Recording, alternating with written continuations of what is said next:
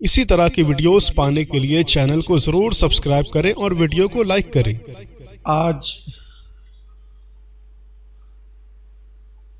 ہمارے یہاں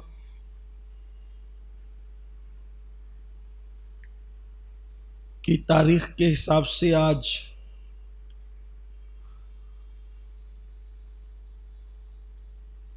14ویں شب ہے اور گجرات اور دوسرے علاقوں کے حساب سے 15ویں شب ہے اور 16 ذوالقعدہ شریف شہباز ولایت شہباز دکن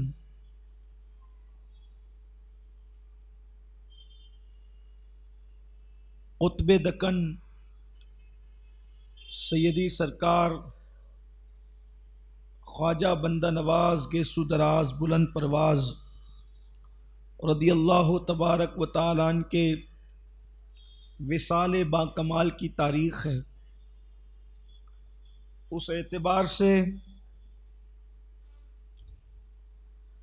آج حضرت کی کہ سندل شریف کا دن ہے اور ہمارا یہ سنی دعوت اسلامی کے ہفتہ واری اجتماع کا یہ معمول ہے کہ جن اکابر اولیاء سادات مشائخ کے عرس کی تاریخ جس ہفتے میں ہوتی ہے تو ان کی زندگی پر کچھ باتیں ہم کر لیتے ہیں، اس لیے کہ روایتوں میں آتا ہے کہ ولیوں کے ذکر کے وقت رحمتوں کا نزول ہوتا ہے۔ اللہ کے ولیوں کا جب ذکر ہوتا ہے تو رحمت الہی کا نزول ہوتا ہے۔ اس سے پہلے کہ سیدی خواجہ بندہ نواز گیسو دراز رحمۃ اللہ علیہ کا ذکر خیر کیا جائے، میں یہ چاہوں گا کہ جو آیہ کریمہ اور حدیث مبارکہ تلاوت کا شرف حاصل کیا ہے، اللہ پاک اس کے متعلق کچھ باتیں مجھے حق کرنے اور آپ سب کو حق سن کر اس پر عمل کرنے اور اسے عام کرنے کی توفیق عطا فرمائے۔ اس وقت نوجوانوں میں بالخصوص ہندوستان میں بلکہ بر صغیر میں تصوف کو لے کر کے کافی بے چینی پیدا کی جا رہی ہے۔ تصوف کو الحاد، بے دینی، کہانی، قصے، گڑے ہوئے واقعات، پتہ نہیں کیا کیا کہا جا رہا ہے، اور ایک عجیب بدتمیزی کا طوفان ہے کہ یہ تصوف کی حقیقت کیا، یہ تصوف کیا ہے؟ کیا تصوف دین سے ہٹ کر کوئی چیز ہے، یا تصوف جو ہے وہ شریعت سے ہٹ کر کوئی چیز ہے، کوئی گڑی ہوئی چیز ہے، واقعی الحاد اور بے دینی ہے؟ سب سے بڑا مسئلہ یہ ہے کہ انسان جس چیز کو سمجھ نہیں پاتا اس کا انکار کر دیتا ہے اور انکار کی بنیاد پر نقصان اٹھاتا ہے، اس لیے کہ تصوف جو ہے وہ تھیری کا نام نہیں ہے، تصوف پریکٹیکل کا نام ہے، اور چونکہ یہ پریکٹیکل ہے تو اس کو سمجھنا سب کے بس کی بات نہیں ہے، تو اہل ظاہر اس کا انکار کرتے ہیں شروع دن سے، جیسے کہ ابن تیمیہ نے بہت سخت اس پر انکار کیا، اور ان کے بعد ایک طویل سلسلہ ہے اہل تصوف کے منکرین کا۔ صوفیہ کو کافر کہا گیا، صوفیہ کو مرتد کہا گیا، صوفیہ کو حلولی کہا گیا، الگ الگ انداز سے صوفیہ کو یاد کیا گیا، لیکن حقیقت یہ ہے کہ اصل دین تصوف اور صوفیہ ہی بیان کرتے ہیں۔ اصل دین آپ کو صوفیہ ہی سے ملے گا، اصل دین آپ کو صوفیہ کرام سے ملے گا، حالانکہ بے شمار محدثین ہیں جو صوفیہ کرام کی غلامی کرتے ہیں، اور بے شمار محدثین ہیں جو خود صوفی ہیں، لیکن چونکہ ان کی بات ہر ایک کی سمجھ میں نہیں آتی اور ان کی سمجھ سے ورا ہے، اس لیے وہ انکار کرتے ہیں۔ آئیے تصوف کی بنیادیں کیا ہے میں آپ کو بتاؤں۔ اللہ تعالیٰ قرآن مقدس میں فرماتا ہے ان رحمت اللہ قریب من المحسنین، کہ بے شک اللہ کی رحمت محسنین کے قریب ہے. حالانکہ جب بھی اس آیہ کریمہ کا ترجمہ میں کرتا ہوں تو یہی کہتا ہوں کہ اللہ کی رحمتیں اپنے ولیوں کے برگزیدہ نیک بندوں کے قریب ہے، محسنین کے قریب ہے، اہل احسان کے قریب ہے. اب یہ احسان والے کون ہیں؟ احسان کسے کہتے ہیں؟ احسان کی تعریف کیا ہے؟ آسان زبان میں اپنی طرف سے کچھ کہنے کی بجائے قرآن کی اس آیت مبارکہ کی تشریح خود حدیث کر دے گی. چونکہ اس آیت میں احسان کا ذکر کیا گیا ہے، اِنَّ رحمت اللہ قریب من المحسنین، بے شک اللہ کی رحمت قریب ہے کس کے؟ محسنین کے، اہل احسان کے. تو احسان کیا ہے؟ حدیث جبریل میں جو سوالات کیے گئے اس میں ایک سوال یہ بھی تھا، مل احسان یا رسول اللہ، یا رسول اللہ احسان کیا ہے؟ تو اللہ کے رسول صلی اللہ علیہ وآلہ وسلم نے فرمایا الاحسان ان تعبد اللہ کأنک ترا فإن لم تکن ترا فإنہ یراک، کہ احسان یہ ہے کہ جب تو اللہ کی عبادت کر تو اس شان سے کر کہ گویا تو اللہ کو دیکھ رہا ہے. کأنکا مطلب گویا، کأنکا کی قید لگائیے یہاں، گویا تو اللہ کو دیکھ رہا ہے. کأنک ترا، گویا تو اللہ کو دیکھ رہا ہے. یہ احسان کی منزل ہے، یہ بڑی منزل ہے احسان کی کہ گویا تو اللہ کو دیکھ رہا ہے. فَإِن لَمْ تَكُنْ تَرَا، اور اگر ایسا نہیں ہے فَإِنَّهُ، اگر ایسا نہیں ہے کہ گویا تو اللہ کو دیکھ رہا ہے تو پھر یہ تصور کر کے اللہ تجھے دیکھ، اللہ تجھے دیکھ رہا ہے. فَإِنَّهُ يَرَاكَ، اور وہ تو تجھے دیکھ ہی رہا ہے. کم سے کم منزل احسان کی یہ ہے کہ جب تو عبادت کر تو اس تصور کے ساتھ کر کہ اللہ تجھے دیکھ رہا ہے اور اللہ تو تجھے دیکھ ہی رہا ہے. یہ احسان کی کم سے کم منزل ہے کہ اللہ ہمیں دیکھ رہا ہے. اسی لیے اب یہ صوفیہ جو ہیں ان کے یہاں صوفیہ شریعت سے نیچے کی بات نہیں کرتے. صوفیہ شریعت سے، کیونکہ شریعت کے نیچے جہنم ہے، جو شریعت سے نیچے ہوگا وہ کہاں جائے گا؟ جہنم میں. صوفیہ شریعت کے اوپر کی بات کرتے، اور شریعت کے اوپر کیا ہے؟ طریقت، حقیقت، معرفت، یہ سب منزل ہے. پھر اس کے بعد سیر اللہ، سیر فی اللہ، سیر من اللہ، سیر مع اللہ، یہ سب منزلیں ہیں صوفیہ کے یہاں. ابھی آپ کہیں گے یہ کیا چیز ہے؟ اسی لیے کہتے ہیں تصوف پریکٹیکل کا نام ہے. جب تک کہ اس منزل میں پیر کامل کے ذریعے سے آدمی ہاتھ نہیں رکھتا اس وقت تک کہ یہ منزل اس کو سمجھ میں نہیں آتی. اچھا، جب یہ باتیں چونکہ بہت اوپر کی ہے تو بالکل ایسے ہی جیسے کے جی کے بچوں کے سامنے کوئی پی ایچ ڈی کی گفتگو کرے تو کیسے اس کے سر کے اوپر سے اور 10 فٹ اوپر جائے گی، تو کیا یہی حال ہوگا نا؟ سمجھ میں کیا آنا اس کو؟ تو یہ پریکٹیکل ہے. تو چونکہ لوگ اس منزل سے گزرے نہیں ہیں، انہیں پتہ نہیں ہے، اس لیے وہ منکر ہوتے ہیں. اور ہمارے یہاں اہل سنت میں بے شمار ہمارے اسلاف ہیں جن کو اللہ نے اس منزل سے گزارا. بلکہ سرکار نور حضور مفتی اعظم علیہ رحمہ کے پیر و مرشد سرکار نوری میاں نوری دادا سرکار علیہ رحمت و رضوان فرماتے کہ اللہ نے مجھے اس منزل سے گزارا. وہ فرماتے ہیں اور کہتے ہیں کہ اب مجھے ایمان پر خاتمے کے سوا اور کوئی تمنا نہیں رہ گئی ہے. تو ہمارے یہاں تو ابھی بہت دن نہیں ہوا، بلکہ میں سمجھتا ہوں کہ 1 صدی کے بزرگ ہیں، یہ 1 صدی کے بزرگ ہیں. اور یہ تو میں نے ایک نام لیا، اسی طرح سرکار وارث پاک ہیں، یہ بھی 1 صدی کے بزرگ، یہ بھی ان منزلوں پر فائز تھے. اسی طریقے سے اور کئی ہمارے اسلاف ہیں جن کے نام جو اوپر کے لوگ ہیں، محبوب الہی ہیں، سرکار نصیر الدین چراغ دہلوی ہیں، حضرت بختیار کاکی، یہ تو بہت بڑے لوگ ہیں. میں بات کی جنریشن کی بات کر رہا ہوں کہ یہ لوگ بھی ان منزلوں پہ فائز تھے. سیر اللہ، سیر فی اللہ، سیر من اللہ، سیر مع اللہ، یہ مقامات سے گزرے ہوئے تھے. فنا فی اللہ، بقا باللہ کی یہ منزلیں اللہ تبارک و تعالیٰ نے انہیں پار کرائی تھی. تو یہ لوگ جو نہیں سمجھتے ہیں تو اس لیے وہ انکار کرتے ہیں، کیونکہ تصوف پریکٹیکل کا نام ہے. تو وہ شریعت سے نیچے کی بات صوفیہ نہیں کرتے، وہ اوپر کی بات کرتے ہیں. جیسے شریعت کا یہ قانون ہے، اگر طہارت نہیں ہے نماز کی قبولیت کے لیے، نماز کی صحت کے لیے کیا شرط ہے؟ طہارت۔ اگر طہارت نہیں ہے، یعنی جسم پاک نہیں ہے، کپڑے پاک نہیں ہے، زمین پاک نہیں ہے، تو یہ شرط نہیں پائی جائے گی، تو صحت نماز نہیں ہو سکتی۔ نماز کی صحت کے لیے طہارت ضروری ہے۔ یہ ہے اہل شریعت کی بات، یہ اہل شریعت کی بات ہے، یہ شریعت کا قانون ہے جو سب کو پتا ہے۔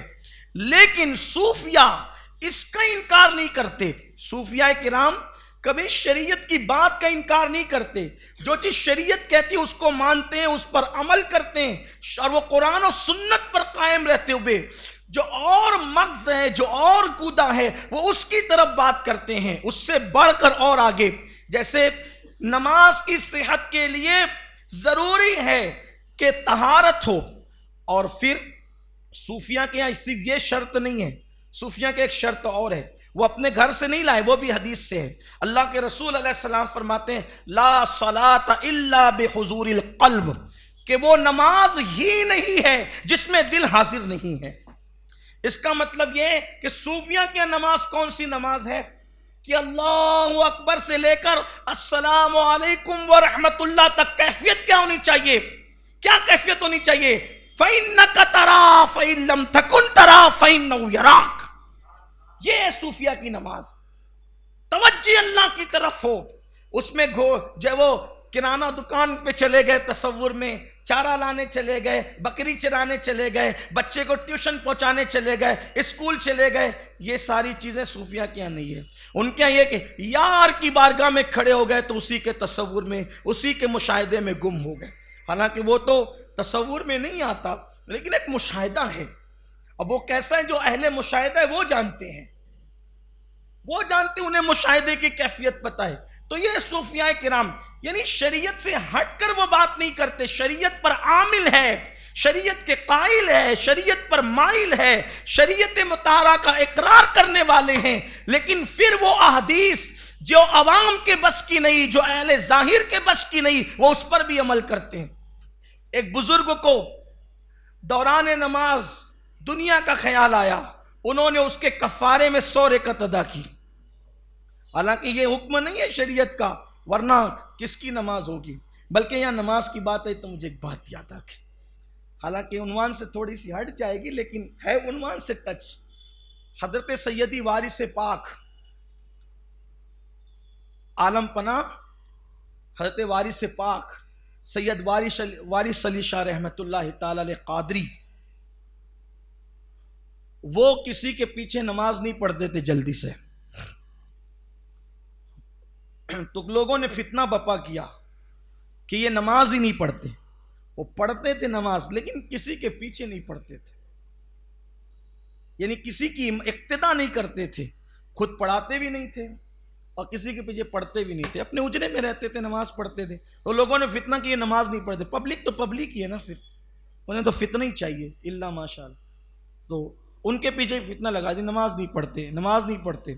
وارث پاک کو لوگوں نے کہا کہ نماز نہیں پڑھتے، میں تو پڑھتا ہوں، کون کہتا نہیں پڑھتے؟ کہا آپ کو کسی کے پیچھے نہیں پڑھتے تو لوگ کہتے نہیں پڑھتے۔ کہا چلو ٹھیک ہے بھائی، اگر آپ پڑھوانا ہی چاہتے ہو تو چلو لے چلو، کہاں چلتے ہیں؟ تو ایک امام صاحب کے پیچھے لے جا کر کھڑا کیا، امام صاحب نے کہا اللہ اکبر، انہوں نے بھی کہا اللہ اکبر، تو سرکار وارث پاک نماز تو پڑھ لی۔ جب نماز ہو گئی وہ فرمایا امام صاحب بہت تھکایا آپ نے، وہ اصل میں پوربی بادشاہ بولتے تھے بہت تھکایا امام صاحب، بہت تھکایا، سنا امام صاحب بہت تھکایا، ہاں ایسی ان کی عادت تھی، ان کا لہجہ یہ تھا بہت تھکایا۔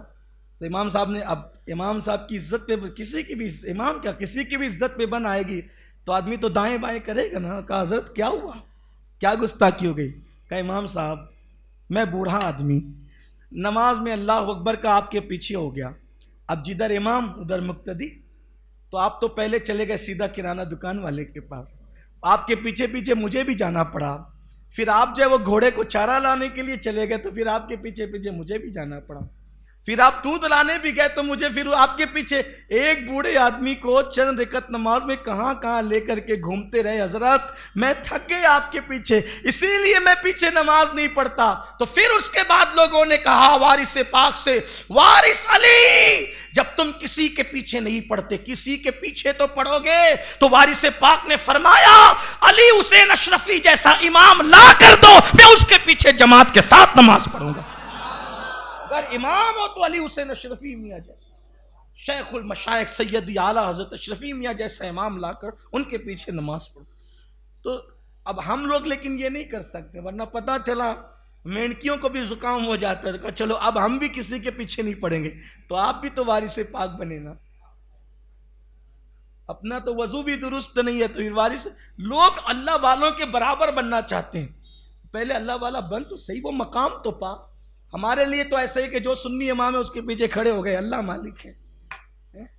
ایک بار مجھے کسی نے کہا کہ بھئی وہ فلاں کے پیچھے نہیں پڑے آپ، وہ فلاں ایسا کرتا ہے، تو میں نے کہا دیکھو ایسا ہے، اگر سنی سے العقیدہ ہے میں اس کے پیچھے کھڑے ہو جاتا ہوں یہ سوچ کر کہ اس سے زیادہ گنہگار میں ہوں، جب یہ مجھ سے بہتر ہے تو میرا امام ہو سکتا ہے، اور کائنات کا ہر سنی مجھ سے بہتر ہے، تو اس لیے میں اس کے پیچھے کھڑا ہو جاتا ہوں، میں یہ تفریق نہیں کرتا، بس شرط ہے کہ وہ سنی سے العقیدہ ہونا چاہیے، باقی کے معاملات اللہ پہ چھوڑ دو۔ تو وارث پاک نہ بنے آپ، یعنی کردار میں بنے، کیریکٹر میں بنے، اس معاملے میں آپ نہ بنے، ورنہ کچھ لوگ ایسے بھی ہوتے ہیں فجر میں خود پڑے رہیں گے اور وہ کہیں گے اس کے پیچھے نہیں ہوتی ہماری اور اس کے پیچھے نہیں ہوتی۔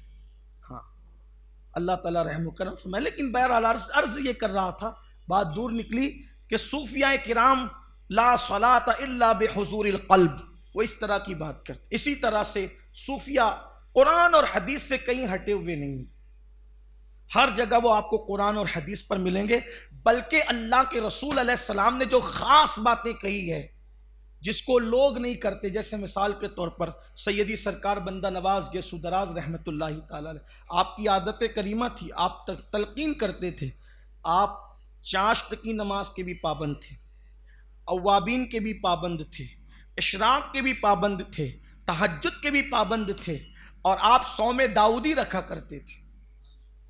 104 سال کی آپ نے عمر شریف پائی ہے، 104 سال کی، 104 سال کی عمر میں پہنچنے تک آپ صوم داؤدی رکھتے تھے۔ جب بڑھاپا زیادہ آ گیا، عمر زیادہ ہو گئی، تب بھی آپ نے ایام 20 کے روزے ترک نہیں فرمائے، نہیں 13، 14، 15، یہ 3 روزے ہیں مہینے کے، اس کو آپ نے زندگی کی آخری سانس تک ترک نہیں فرمایا، کیونکہ میرے آقا علیہ السلام کی حدیث پاک ہے جو 13، 14، 15 کے 3 روزے رکھے ایک مہینے میں، وہ ایسا ہی ہے کہ جیسے اس نے مہینہ بھر روزہ رکھا۔ اللہ تبارک و تعالیٰ اس کو یہ انعام دیتا ہے کہ اس نے گویا مہینے بھر روزہ رکھا، وہ بہت پابندی کے ساتھ وہ یہ صوم داؤدی رکھتے تھے، اور آخری عمر میں جو 100 سال کے اوپر کی عمر ہو گئی، عمر شریف، اس میں بھی آپ نے کبھی جو ہے وہ ایام 20 کے روزے ترک نہیں فرمائے۔ چاشت، اشراق، چاشت، اوابین، تہجد، یہ ساری نمازیں ہوتی رہی۔ ایک خاص بات حضرت بندہ نواز گیسو دراز بلند پرواز رضی اللہ تعالیٰ عنہ کی یہ بھی ہے کہ امام حسن بصری سے لے کر خواجہ نصیر الدین چراغ دہلوی تک علم میں کوئی کم نہیں ہے، سب علم کے ایک سے ایک جبل شامخ ہیں، بلند پہاڑ ہے، مضبوط پہاڑ ہے یہ علوم کے۔ سلسلہ چشتیہ اہل بہشتیہ کے جتنے بزرگ ہیں، بلکہ سلسلہ قادریہ بھی ہو، سلسلہ نقشبندیہ بھی ہو، سلسلہ سہروردیہ بھی ہو، لیکن اس وقت سلسلہ چشتیہ کی بات چل رہی ہے۔ امام حسن بصری سے لے کر خواجہ نصیر الدین چراغ دہلوی تک کون ہے ایسا کہ جس کے پاس علم نہ ہو؟ یہ صوفیہ بھی تھے، محدثین بھی تھے۔ آپ یہ نہ سمجھے کہ انہیں علم حدیث نہیں آتا تھا، انہیں علم حدیث بھی آتا ہے۔ ایک اور بات آپ سے عرض کروں، محدثین اسناد کے ساتھ حدیث لیتے ہیں، اور صوفیہ اور اہل کشف کی یہ خصوصیت ہے کہ وہ اسناد کے ساتھ تو لیتے ہی لیتے ہیں، مگر دربار رسالت سے ان کا قرب اتنا ہوتا ہے کہ وہ ڈائریکٹ بھی رسول اللہ سے حدیث سنا کرتے ہیں۔ اس لیے بعض احادیث جو محدثین بیان نہیں کرتے کیونکہ ان کے پاس وسائل محدود ہے، ان کے پاس قیودات ہیں، ان کے پاس جو ہے وہ ذمہ داریاں ہیں، ان کے پاس چھان بین ہیں، ان کے پاس اصطلاحات ہیں، اس لیے وہ بہت محتاط روش چلتے ہیں۔ لیکن صوفیہ کا حال یہ کشف کی وجہ سے جب وہ ڈائریکٹ رسول اللہ سے سنتے تب وہاں اسناد کا کیا معاملہ؟ جیسے ایک حدیث پاک سنت یہ ہے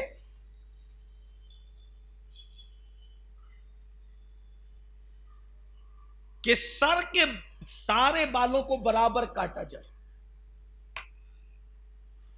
یا سر کے بالوں کو چھوڑ دیا جائے۔ جیسے حضور اکرم صلی اللہ علیہ وآلہ وسلم حج اور عمرہ کے لیے گئے تو پورے بال نکال دیے، اور پھر یہ دو موقع کے علاوہ پھر حضور علیہ السلام کی زلفیں رہی، اور وہ زلفیں ہوتی تھی حضور علیہ السلام کے شانوں پر، کندھوں پر۔ یہ سنت ہے، یعنی کہ کچھ بال بڑھائیں کچھ بال کاٹیں، جیسے آج کے نوجوان لڑکے ادھر ادھر سے کاٹتے ہیں اوپر چونڈی کی طرف وہ رکھتے ہیں، یہ بھی قیامت کی نشانیوں میں سے ایک نشانی۔ تو بال برابر کاٹیں یا برابر چھوڑ دیں، دونوں سنت ہے۔ اور حج اور عمرہ کے موقع پہ حلق کرانا یعنی پورے بال منڈا دینا، وہ بھی سنت ہے۔ حضور علیہ السلام نے 3 بار دعا کی ہے سر منڈانے والوں کے لیے، جو حج اور عمرہ کے موقع پہ منڈاتے ہیں، ان کی بڑی برکت ہے۔ تو اس پر گفتگو چلی کہ یہ جو سر کے بال بڑھاتے ہیں، زلفیں ڈالتے ہیں، چونکہ حضرت بندہ نواز گیسو دراز کی زلفیں، بعض سیرت نگاروں نے لکھا ہے کہ زانوں تک تھی۔ زانوں کا مطلب کہاں تک؟ جس کو ہم اپنی زبان میں مانڈی کہتے ہیں، مانڈی کہتے ہیں نا، زانوں تک تھی، گود تک سمجھ، زانوں تک۔ اور وہ بڑی کیسے تھی، یہ بھی ایک عجیب واقعہ ہے۔ اس کے بڑھنے کی وجہ یہ تھی کہ آپ اپنے مرشد کی پالکی اٹھا کے لے کے جا رہے، زلفیں پالکی میں اٹک گئی، اور آپ نے جو ہے وہ پالکی کو روکنا مناسب نہ سمجھا ادب کی وجہ سے، اور آپ بڑھتے چلے گئے تو زلفیں بڑھتی چلی گئی۔ ایک وجہ یہ بیان کی جاتی ہے، ایک وجہ یہ بھی بیان کی جاتی ہے کہ آپ اپنے مرشد کو بوسے دے رہے تھے، اور مرشد کے گھوڑے کی جو زین ہوتی ہے، پیر رکھنے کی جو جگہ ہوتی ہے، جو زین ہوتی ہے، تو وہاں زلفیں اٹک گئی اور سواری چل پڑی، تو آپ نے مرشد کو روکنا گوارا نہیں کیا ادب کی وجہ سے، پیر کا ادب اور احترام کے، روکنا گوارا نہیں کیا، وہ سواری بڑھتی گئی، زلفیں بڑھتی گئی۔ یہ الگ الگ جنہوں نے بیانات کیے ان کی بات کر رہا ہوں۔ بعض لوگ کہتے ہیں کہ وہ سارے بال نہیں بڑے تھے، سارے بال تو تھے سنت کے مطابق کندھوں تک، 2 بال آپ کے بہت بڑے تھے، اس لیے آپ کو گیسو دراز کہا گیا۔ لیکن الگ الگ لوگوں نے الگ الگ بات کی، واللہ عالم صحیح کیا، اس لیے کہ اقوال بہت مختلف ہے اس معاملے میں، بہت اقوال ہیں۔ اس پر مجھ سے کسی ایک نے پوچھا کہ گیسو دراز کا مطلب آپ کے نزدیک کیا ہے؟ میں نے کہا میں کچھ بھی نہیں اور میرے نزدیک کچھ نہیں، میں تو غلام ہوں ان آقاؤں کا۔ وہ کہا کہ چلیں یہ جو زانوں تک کا جو کثرت سے لوگ بیان کرتے ہیں کہ زلفیں آپ کی بڑی تھی، یہ تو عورتوں سے مشابہت ہو گئی، اور عورتوں سے اگر مشابہت ہوگی تو حضور نے لعنت فرمائی ایسے مردوں پر کہ جو عورتوں سے مشابہت کرے، اس پہ لعنت ہے، تو ان کی زلفیں تو بڑی تھی۔ میں نے کہا کوئی ایک عورت ایسی آپ کے گھر میں ہے کہ جس کے بال زانوں تک آتے ہوں؟ مجھے بتائیں نا، کوئی عورت ہے ایسی جس کے بال زانوں تک آتے ہوں؟ تو کہا نہیں ایسی تم نہ میرے گھر میں نہ میں نے کبھی دیکھا ہے۔ تو میں نے کہا عورت سے مشابہت تو اس وقت ہوگی نا جب عورتیں جہاں تک بال رکھتی وہاں تک وہ بال ہوں، وہ اس کے بھی نیچے ہے، اس کے بھی نیچے ہے۔ جیسے کہ سلسلہ مداریہ کے جو ملنگ حضرات ہوتے ہیں، وہ ملنگ حضرات کے بال کئی کئی فٹ لمبے ہوتے ہیں، وہ کئی کئی فٹ لمبے ہوتے ہیں۔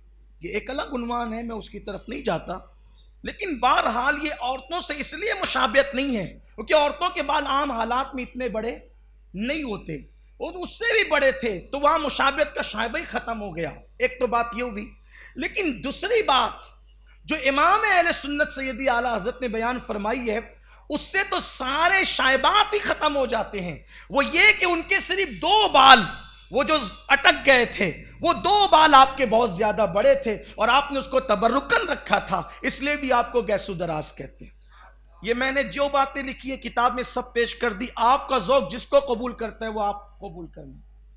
جو باتیں تھی میں نے آپ کے سامنے رکھ دی، جو ذوق آپ کا قبول کرے، اور اگر نہیں قبول کرے تو کوئی بحث مباحثے کی بات نہیں ہے، کوئی ایسا نہیں ہے کہ آپ اس پہ لڑائی جھگڑا شروع کر دیں کہ ان کے بال کتنے تھے، اس لیے کہ آج کل تو حالات ایسے ہیں کہ کوئی مسئلہ چاہیے اس کے اوپر مرغیوں کی طرح لڑنا شروع کر دیتے ہیں۔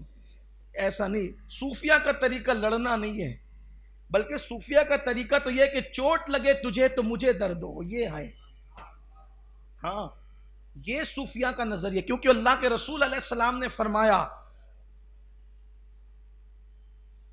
کہ اس وقت تک تو کامل مومن نہیں ہو سکتا جب تک کہ تو جو چیز اپنے لیے پسند کرتا ہے وہ اپنے مومن بھائی کے لیے پسند نہ کرے۔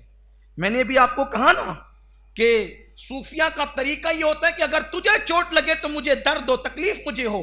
اس کے ثبوت میں بندہ نوازی کے ملفوظات سے ایک بات پیش کرتا ہوں۔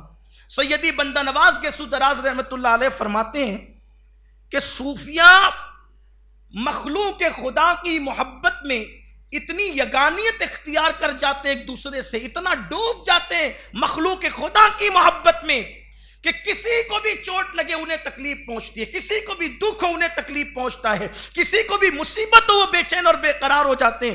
فرماتے ہیں کہ ایک مرتبہ کا واقعہ ہے کہ حضرت ابو بکر شبلی رضی اللہ تعالیٰ عنہ، یہ ابو بکر شبلی کون ہے؟ بہت بڑے بزرگ ہیں، سلسلہ چشتیہ اور سلسلہ قادریہ کے امام میں سے، یہ حضرت جنید بغدادی کے مرید اور خلیفہ ہیں۔ حضرت ابو بکر شبلی، ہم لوگ پڑھتے ہیں نا شجرے میں، بیر شبلی شیر حق دنیا کے کتوں سے بچا، ایک کارک عبد واحد بیریا کے واسطے۔ ایک بار مسجد میں ایک امام صاحب یہ شجرہ پڑھ رہے تھے، بیر شبلی شیر حق دنیا کے کتوں سے بچا۔ ایک صاحب میرے پاس آئے، کہا دیکھو یہ سنیوں کو۔ میں کہا آپ کیا ہوا؟ تو کہا یہ مسجد میں بھی کتا بلی کرتے ہیں۔ میں نے کہا اللہ کے بندے یہ حدیث ہے، تم کو علم نہیں ہے، یہ حدیث ہے، اللہ کے رسول نے فرمایا دنیا مردار کی طرح ہے اور دنیا دار کتے کی طرح ہے، یہ حضور کی حدیث ہے۔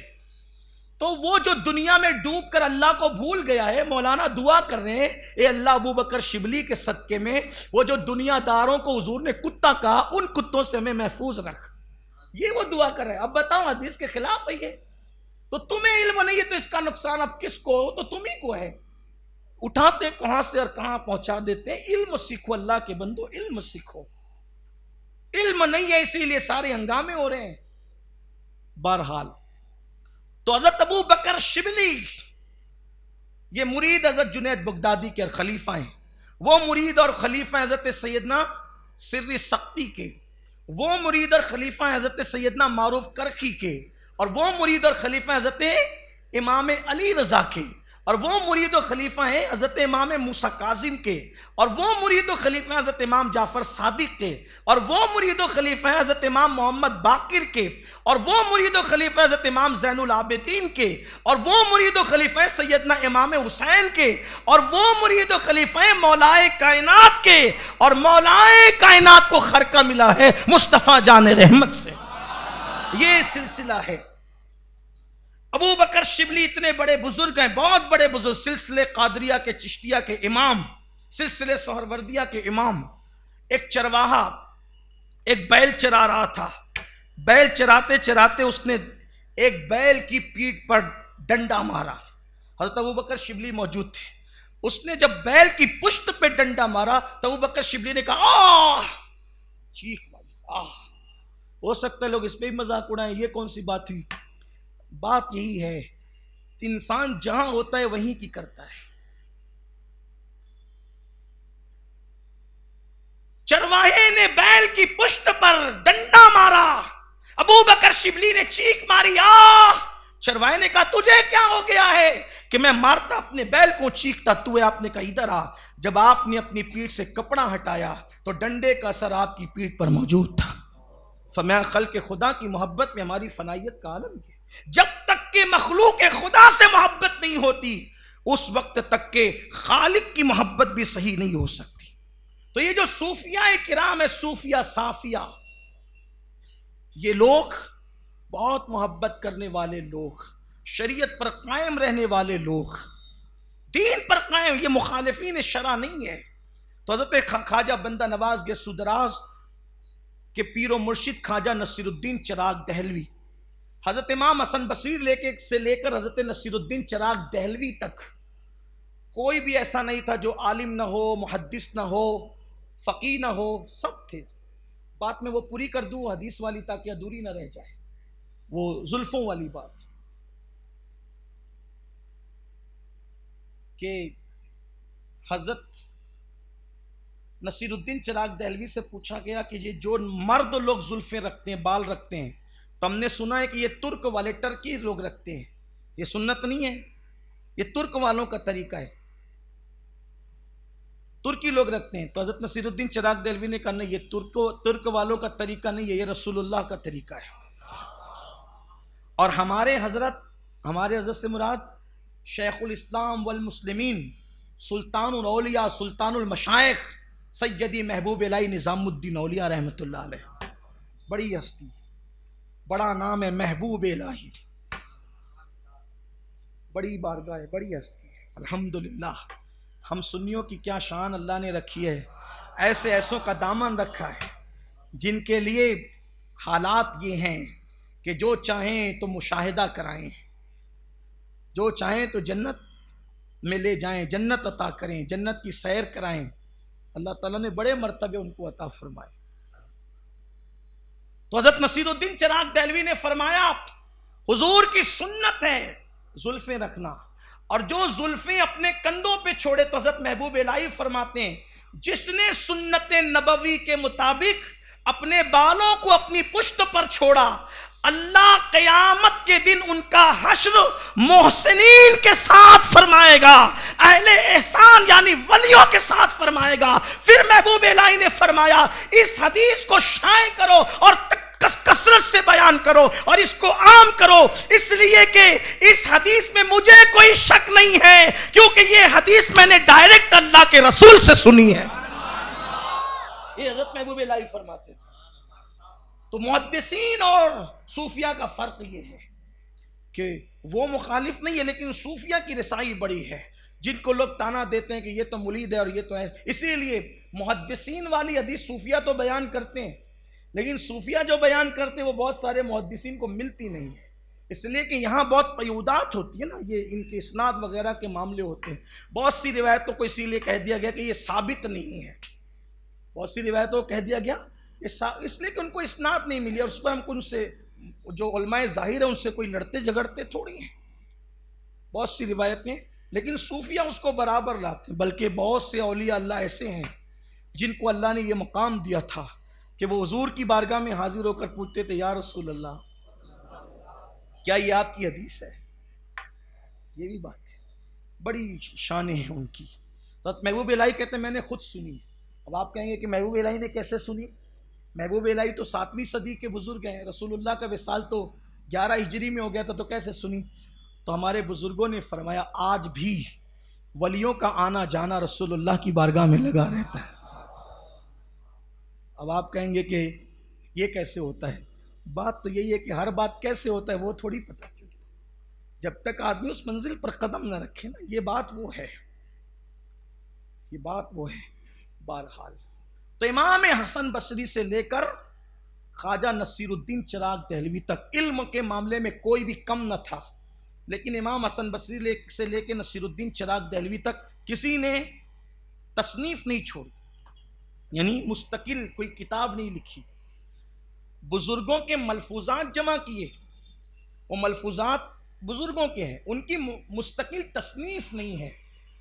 سب سے پہلے سلسلہ چشتیہ میں جو صاحب تصنیف بزرگ گزرے ہیں وہ سیدی بندہ نواز گیسو دراز رضی اللہ تعالیٰ عنہ، اور پہلے صاحب تصنیف بزرگ ہیں، اور 105 سے زائد آپ نے کتب تصنیف کر کے چھوڑی ہے، اور بھی کون کیسی رسالہ کشیریہ کی شرح، عوارف المعارف کی شرح، وحدت الوجود پہ لکھا، یعنی مشکل الہامات غوث اعظم، اللہ نے غوث پاک کے دل پہ جو الہامات فرمائے ان الہامات کی شرح لکھی، اور وہ الہامات بھی کیا ہے وہ پڑھنے سے تعلق رکھتے ہیں سرکار غوث پاک جو اللہ تبارک و تعالیٰ سے الہامی حوالے سے جو گفتگو فرماتے تھے، دیکھو اللہ سے ڈائریکٹ کلام کوئی غیر نبی تو نہیں کر سکتا، یہ اہل سنت کا عقیدہ ہے، لیکن جو آپ کے دل پر اللہ نے الہام فرمائے اس کو جمع کیا گیا اور اس کی شرح سرکار بندہ نواز گیسو دراز رضی اللہ تعالیٰ نے کی. جیسے کہ ہم کہتے ہیں نا، ایک بار غوث پاک نے پوچھا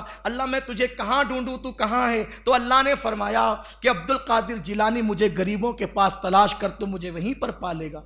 تب یہ ڈائریکٹ گفتگو تھوڑی ہوئی ہے معاذ اللہ، یہ الہام کہتے ہیں، الہام ہوا آپ کے قلب پاک پر. اسی طریقے سے ہم کہتے ہیں نا، اللہ پاک غوث پاک سے فرماتا ہے عبد القادر تجھے میری قسمیں کھا لے، عبد القادر تجھے میری قسم. تو یہ ڈائریکٹ گفتگو نہیں ہے، الہام ہے.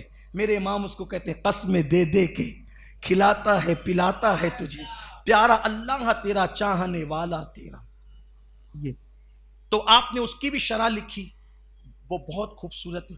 اسی طریقے سے آپ کی اور بھی تقریباً 105 سے زائد کتب ہے. یہ جو سیرت نگاروں نے لکھا، اور بھی ہو سکتی ہے، اس لیے کہ کسی بھی بزرگ یا کسی بھی شخصیت کی زندگی میں اختلافات ہیں، ہر ایک کی اپنی اپنی تحقیق ہے. کوئی بات حتمی طور پر ہم نہیں کرتے کہ یہی ہے اور یہی حرف آخر ہے، نہیں، ایسے نہیں. اور بھی لوگوں کے پاس دلیل ہو سکتی ہے، تحقیق ہو سکتی ہے. اسی طرح سے سرکار بندہ نواز گیسو دراز کا ایک کارنامہ اور ہے کہ اردو زبان کی ایجاد شروعات 3 بزرگوں کی طرف کی جاتی ہے. ایک طوطی ہند ملک الشعراء حضرت سیدی امیر خسرو رضی اللہ تعالی، دوسرے حضرت سیدی بندہ نواز گیسو دراز، اور تیسرے حضرت سیدی مخدوم اشرف جہانگیر سمنانی رضی اللہ. تینوں کا دور بالکل قریب ہے، آس پاس ہے. تو اس طرح سے اردو زبان کی ایجاد کا صحرا بھی ان بزرگوں کے سر سجتا ہے. اس میں سے سرکار بندہ نواز گیسو دراز رضی اللہ تعالیٰ کی ذات ہے. اب آئیے سرکار بندہ نواز گیسو دراز، ایک خاص بات اور کہ آپ کی ولادت ہوئی دلی میں، اور آپ کی زندگی کا اکثر بیشتر جو وقت گزرا وہ دولت آباد شریف میں، ہمارے یہاں قریب.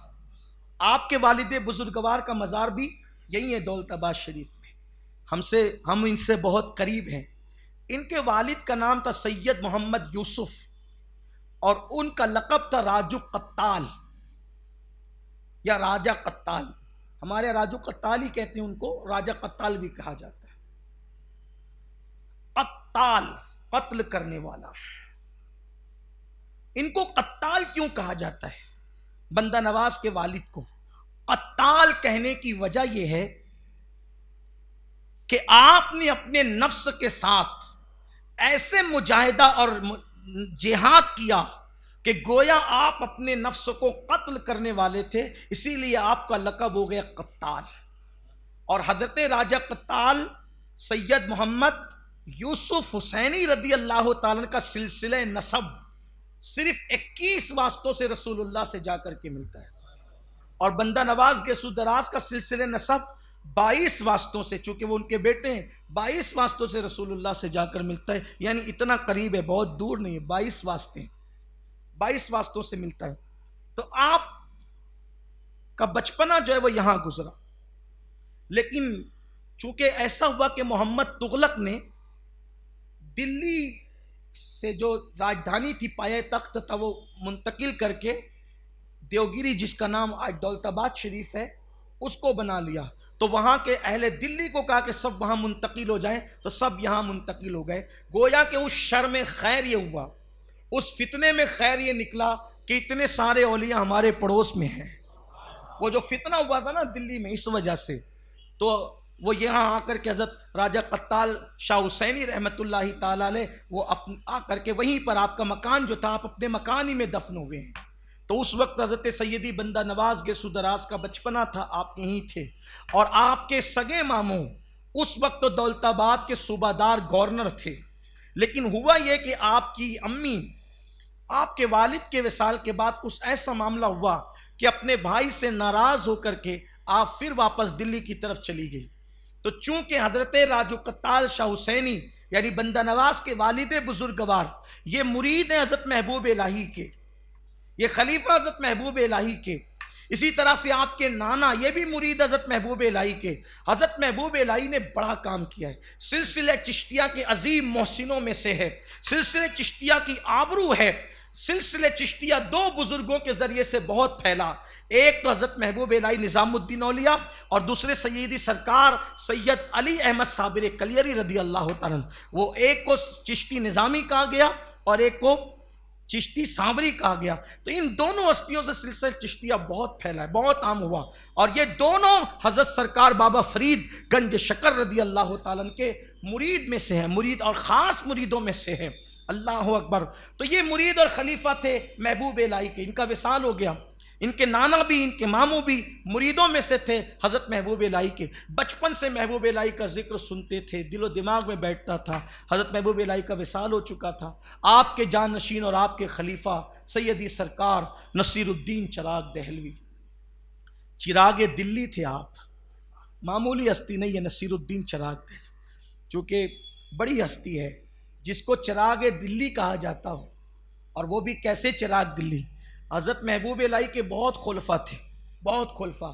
حضرت بابا برہان الدین غریب یہ خاص خلفاء میں سے, جن کے نام پر شہر برہان پور بسا ہوا ہے, جن کو ہم مالیگاؤں والے 21 خواجہ کہتے ہیں. ہم لوگ ان کو 21, ہمارے ہاں بھی اولیاء اللہ کے نام بھی ہم اپنی مرضی سے لیتے ہیں, اس لیے پہچان بھی اپنی مرضی سے.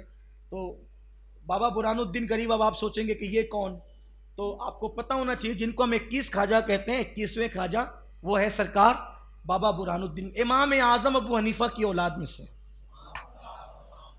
22 خواجہ کے پیر و مرشد.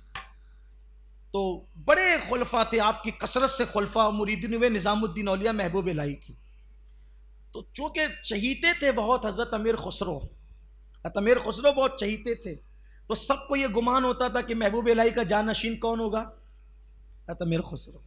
اتنی قربت, اتنی محبت, اتنا پیار کہ حضرت محبوب الہی فرماتے تھے کہ اگر شریعت کی قید نہ ہوتی تو میں وصیت کر جاتا کہ مجھے اور خسرو کو ایک ہی قبر میں دفن کر دوں. یہ تھی, اتنی محبت تھی, اتنا پیار تھا.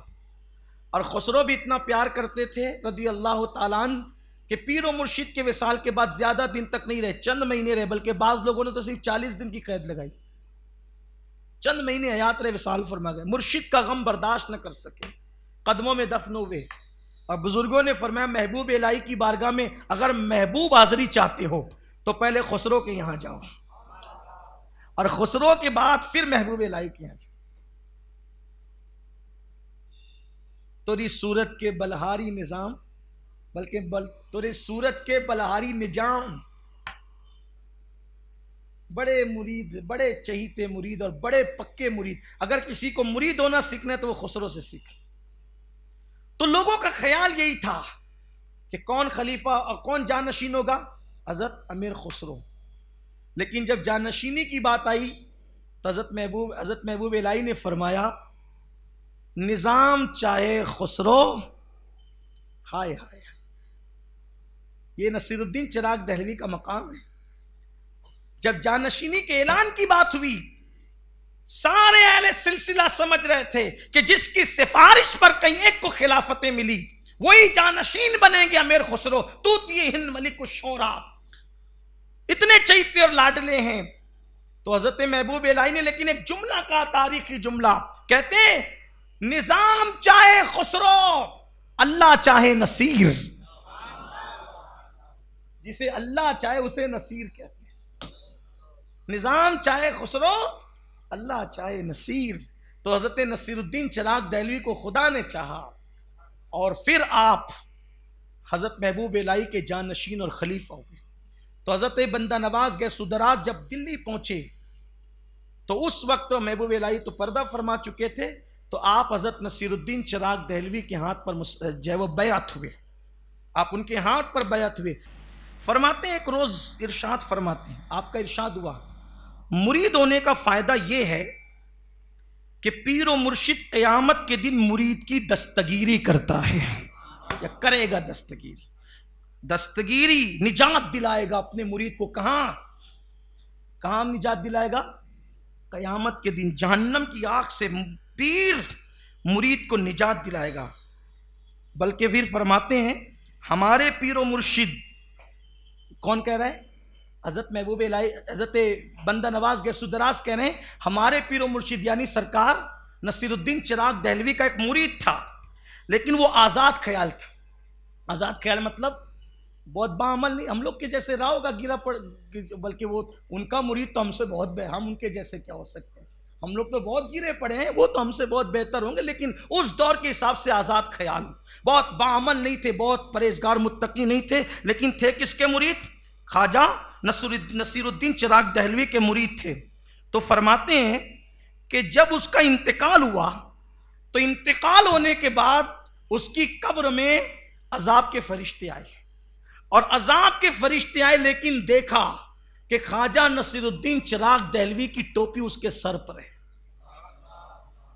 اس سے پتہ چلا کہ بزرگوں کے تبرکات قبر میں رکھنا جائز ہے۔ یہ پیر کی ٹوپی کیا کر سکتی ہے؟ پیر کی ٹوپی کیا کر سکتی ہے وہ اندر والوں کو پتہ ہے، اندر جا کے پتہ چلے گا کیا کر سکتی ہے۔ حضرت بندہ نواز کے سدراس فرماتے ہیں کہ ہمارے پیر و مرشد کا مرید نصیر الدین چراغ دہلوی کا مرید قبر میں گیا، آزاد خیال تھا، آزاد طبع تھا، آزاد طبیعت تھا، لیکن پیر و مرشد کی ٹوپی اس کے سر پہ تھی۔ عذاب کے فرشتے آئے تو اس وقت تو فرشتوں نے کہا جس کے سر پہ حضرت خواجہ نصیر الدین کی ٹوپی ہو اسے عذاب کیسے دیں؟ نصیر الدین چراغ دہلوی کی ٹوپی جو پہن کے آیا ہو تبرک ہے، اس کو عذاب کیسے دیں؟ اب اس کے بعد چونکہ آپ جانتے تھے نا،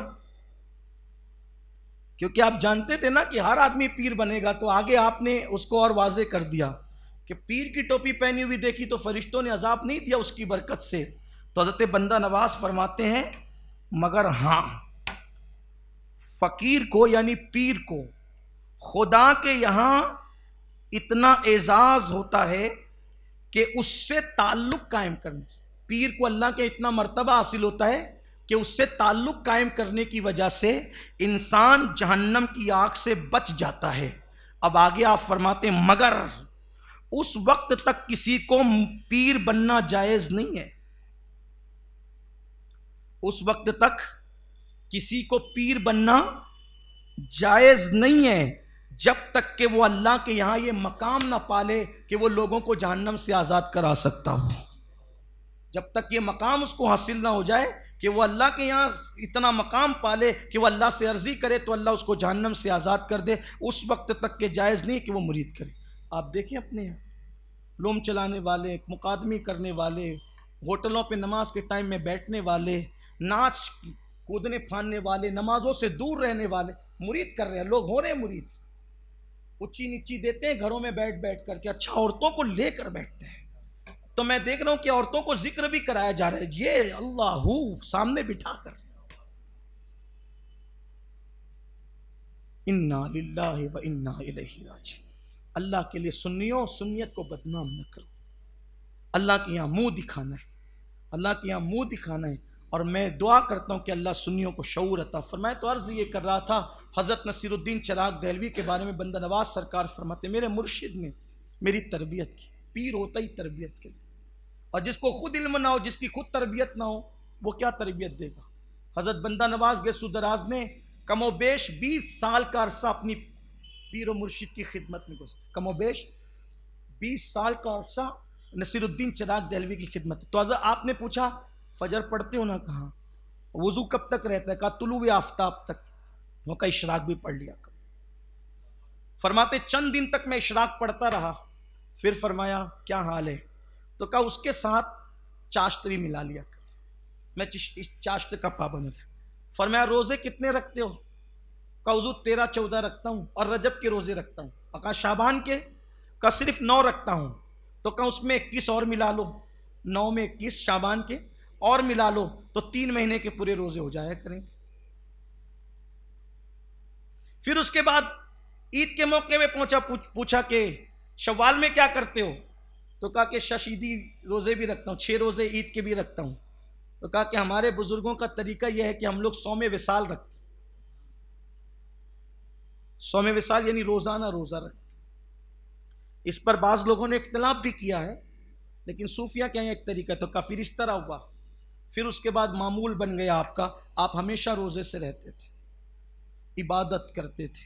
اور یاد رکھنا، اللہ کی محبت جس کے دل میں جتنی ہوگی اس کے دل میں اتنا عبادت کا جذبہ ہوگا، اتنا عبادت کا جذبہ. اس لیے کہ جس کو عبادت کی لذت ملتی وہ آگے بڑھتا جاتا ہے، جس کو اللہ کی محبت ملتی وہ آگے بڑھتا جاتا ہے. تو یہ سرکار بندہ نواز کے سدراز رحمۃ اللہ تعالی علیہ کا انداز تھا. بہت ملفوظات آپ کے، آخری بات عرض کرتا ہوں، ٹائم ختم ہوا. آج کل ہم لوگ جب کسی سے گفتگو کرتے ہیں، بات چیت کرتے ہیں، تو بات چیت کے درمیان ہم لوگ ابے، ارے، ترے یہ سب کرتے ہیں. صوفیہ کے یہاں گفتگو کا انداز کیا ہے، گفتگو کا لہجہ کیا ہے صوفیہ کے یہاں؟ حضرت سرکار بندہ نواز فرماتے ہیں ایک مجلس میں مولانا جلال الدین، علاء الدین، مولانا صدر الدین اور میں خود بیٹھا ہوا تھا. یعنی یہ سب بزرگ بیٹھے تھے، مولانا جلال الدین، علاء الدین، مولانا صدر الدین. مولانا صدر الدین صاحب طبیب تھے، حکیم تھے. سرکار بندہ نواز فرماتے ہیں میں بھی ان کے ساتھ بیٹھا تھا. علماء، بندہ نواز خود بھی بہت بڑے عالم تھے، بہت بڑے فقیہ، بہت بڑے عالم.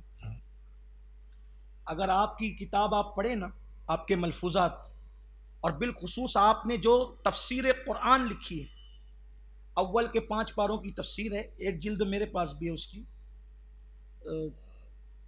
عقل دنگ رہتی.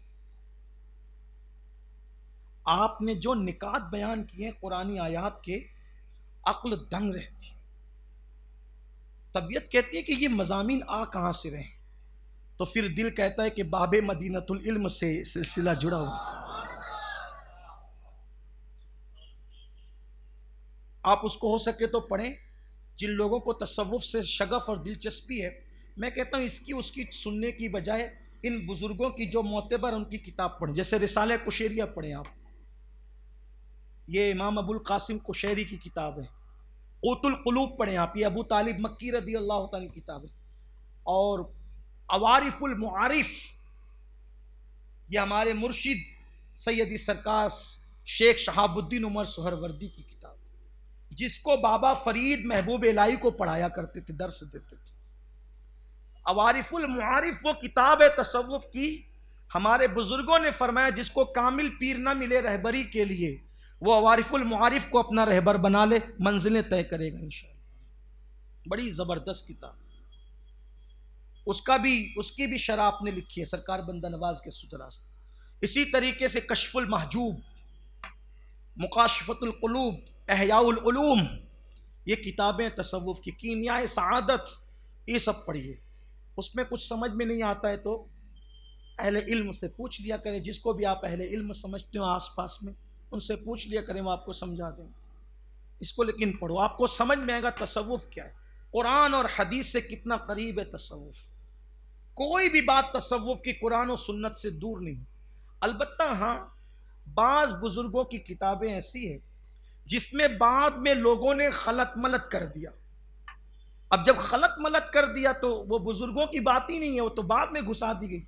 بہت سارے بزرگوں کی کتابوں پہ صدیاں بیتی ہے، تو اس کے اندر لوگوں نے اپنی طرف سے گھسیڑا ہے، باتوں کو کمی زیادتی کی ہے، الحاق کر دیا ہے. تو اب وہاں پر آپ کو سمجھنا پڑے گا کہ الحاق کہاں کیا. صوفیہ نے کوئی غلط بات نہیں کی ہے، ان کی کتابوں میں الحاق ہوئے ہیں جس کا لوگ ناجائز فائدہ اٹھا کر کے اس پہ ناچتے کودتے نظر آتے. یہ لکھا، وہ کچھ نہیں لکھا بھائی، انہوں نے سب صحیح لکھا تھا، بعد میں لوگوں نے الحاق کیا. اس کے ذمہ دار وہ صوفیہ نہیں ہے، وہ اہل اللہ نہیں ہے، وہ اللہ کے برگزیدہ بندے نہیں. اسی طرح سے میر عبد الواحد بلگرامی رحمۃ اللہ علیہ کی سب سنابل شریف کا مطالعہ کیا جائے.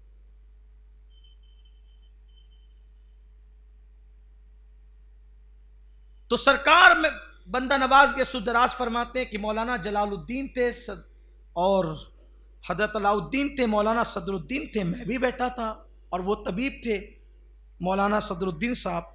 تو فرماتے ہیں کہ اس وقت ہم بات چیت کر رہے تھے تو اتنے میں غیر مسلم آیا، اور غیر مسلم آیا اور اس کا نام تھا بہنو یا بنو.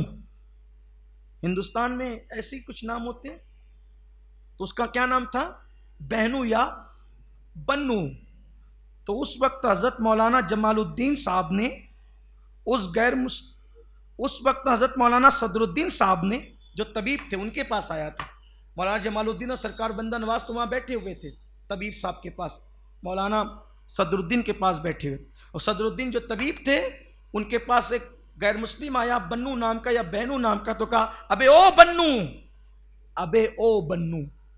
مولانا جمال الدین نے فرمایا مولانا آپ مولانا ہو اور آپ ابے بولتے ہو, یہ تصوف, یہ صوفیہ ہے. کافر کو بھی ابے, اور ہم تو اپنے دوستوں کو بھی ابے, کچھ لوگ تو بیوی کو بھی ابے بولتے.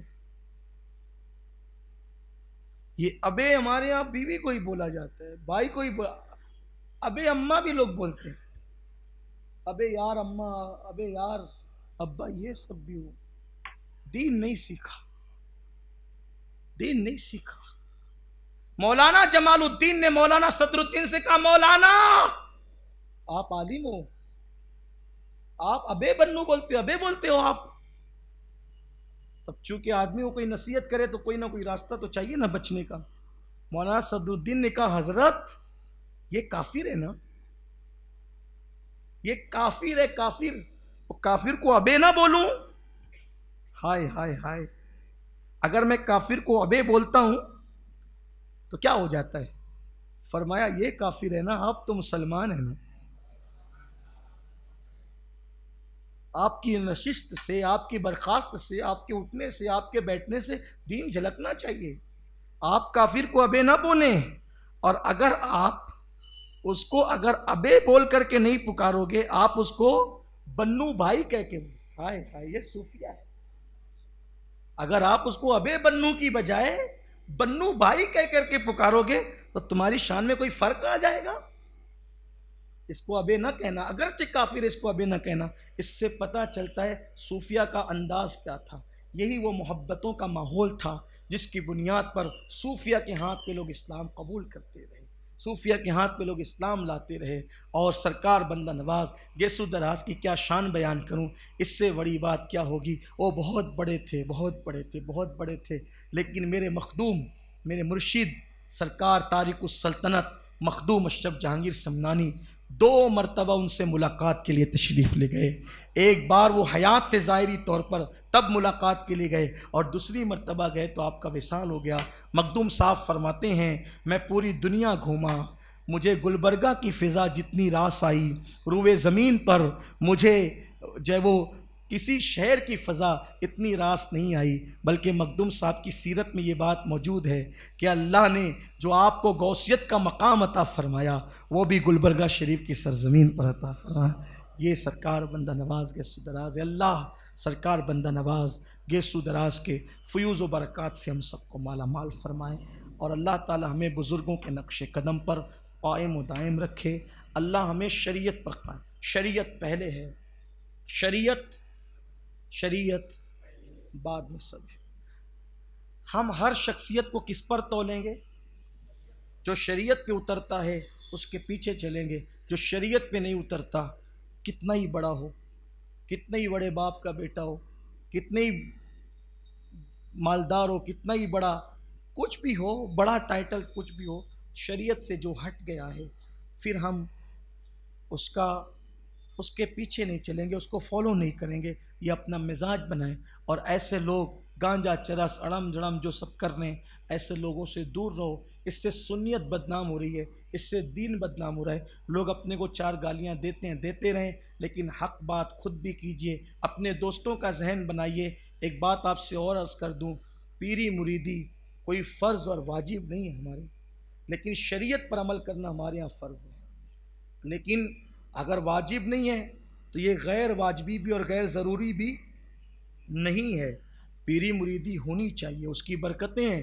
بلکہ ہم تو اتنی اہمیت دیتے ہیں پیری مریدی کو کہ ہمارے مخدوم صاحب سرکار مخدوم اشرف جہانگیر سمنانی فرماتے ہیں کہ مرید انڈے کی طرح ہے. مرید کس طرح ہے؟ انڈے کی طرح. اور پیر کامل, وہ جس کا ذکر ہوا, پیر کامل مرغی کی طرح ہے. انڈا چھینکے میں, فریج میں, ٹوکری میں 10 سال بھی پڑا رہے تو بولو انڈا چوزا بنے گا؟ نہیں بنے گا. لیکن اگر انڈا 15 دن مرغی کے نیچے رہے تو بولو چوزا بنے گا کہ نہیں بنے گا؟ تو جب تک انڈے کو مرغی کی گرماہٹ نہ ملی اس وقت تک انڈا چوزا نہیں بن سکا. اسی طرح جب تک بندے کو سچا پیر نہیں ملتا اس وقت تک کہ بندہ کامل نہیں ہوتا. سچا پیر ملے، جس قسمت والے ہیں وہ سچا پیر. اب سچا پیر کیا، پھر دہرا دیتا ہوں. جس میں 4 باتیں وہ سچا پیر، جس میں 4 باتیں وہ: نمبر 1 سنی صحیح العقیدہ ہو. نمبر 1 ہاں یعنی کہ ادھر ادھر کا نہ ہو، ورنہ اس کا عقیدہ ہی خراب ہے تو کیا ہوگا. سنی صحیح العقیدہ ہو، نمبر 1. نمبر 2 کبھی بھی اٹھ کر کے مریدی شروع نہیں کر دی ہو، اس کو خلافت کہیں سے ملی، اور جہاں سے خلافت ملی اس کو بھی کہیں سے ملی ہو، اس کو بھی یعنی پوری کڑی سے کڑی، اور ایسی کڑی جڑی ہو کہ اس کا سلسلہ بالاتصال رسول اللہ سے جا کر کے ملے. دوسری شرط. تیسری شرط پابند شرع ہو، خلاف شریعت کام نہیں کرتا، عورتوں سے پیر نہ دبوائے، پابند شرع، نماز کا پابند ہو، شریعت کا پابند شرع، حرام کام علل اعلان نہ کرتا ہو. ٹھیک، شریعت کا 3 باتیں ہوگی. چوتھی بات اتنا علم رکھے کہ بغیر کسی کی مدد کے ضروریات زندگی کے مسائل کتابوں سے نکال سکے. یعنی غسل کا طریقہ، وضو کا طریقہ، نماز کا طریقہ، نکاح، طلاق، ایمان، کفر، یہ سب جو ضروریات کے مسائل اس کو یاد ہونے چاہیے یا کتابوں سے نکال سکے، وہ سمجھ سکے، سمجھا سکے. یہ 4 باتیں جس میں ہے وہ کامل پیر ہے. چاہے اس سے کرامت کا صدور ہوتا ہو یا نہ ہوتا ہو، ہوا میں اڑتا ہو یا نہ اڑتا ہو، پانی پہ چلتا ہو نہ چلتا ہو، لیکن یہ 4 چیزیں وہ سچا پیر ہے. سچے پیر سے مرید ہو جاؤ گے. اگر اللہ نہ کرے 4 شرطیں اس میں لیکن ہے وہ خالی، اگر وہ خالی ہے تو اس کے پیر سے آپ کو فیض ملے گا، اور اگر وہ بھی خالی ہے تو اس کے پیر سے فیض ملے گا. اگر وہ بھی خالی ہے اس کے پیر سے، یعنی اوپر سے وہ نسبتیں آپ کو ملے گی. اور اگر اللہ نہ کرے سب خالی ہے، میرے غوث تو پھر کیا کہنا، میرے خواجہ کا تو کیا کہنا. حالانکہ ایسا نہیں ہوتا، یہ نسبتیں آپ کو نصیب ہوگی. اللہ تعالیٰ توفیق رفیق عطا فرمائے. گفتگو کے درمیان کوئی غلطی تو اللہ معاف فرمائے.